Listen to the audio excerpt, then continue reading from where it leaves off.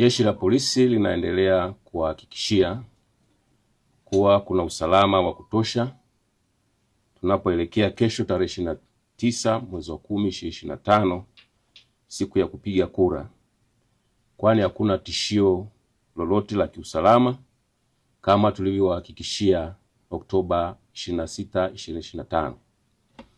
Aidha, ningependa kuwatahadharisha kuwa kuna kikundi cha watu baada ya kuona wameshindwa kuvuruga amani ya nchi yetu, wameunda kikundi cha vijana ambao wanaandaa picha mjongeo na taarifa mbalimbali za matukio yaliyotokea siku za nyuma ambayo yalishashughulikiwa na mengine ya kutunga ili yawasambaze kwenye mitandao ya kijamii yaonekane yametokea kipindi hiki au muda mfupi uliopita.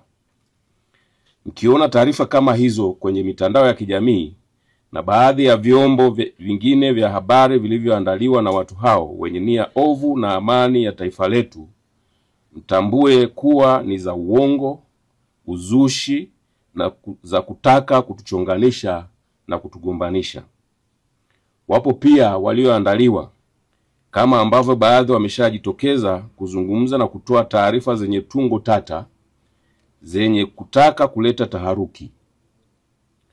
Pia wanakusanya matukio ambayo yalitokea nchi nyingine na kuyatengeneza kwa kuyawekea sauti zenye lafudhi ya Kiswahili ili yaonekane yametokea nchini mwetu na wakati huu muhimu tunapoelekea kupiga kura kesho.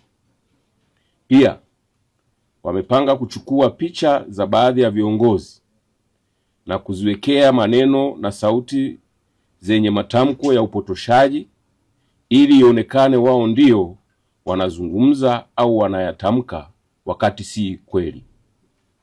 Jeshi la polisi wakati linaendelea kuwafuatilia ili liwatie nguvuni kwa mujibu wa sheria, linatoa rai kwa wananchi mtakapoona au kutumiwa picha mjongeo na taarifa kama hizo au vipeperushi na mengine yanayofanana na hayo, muyapuuze, kwani yameandaliwa kwa nia ovu ya kiuhalifu kwa lengo la kutaka kuleta taharuki kwa wananchi.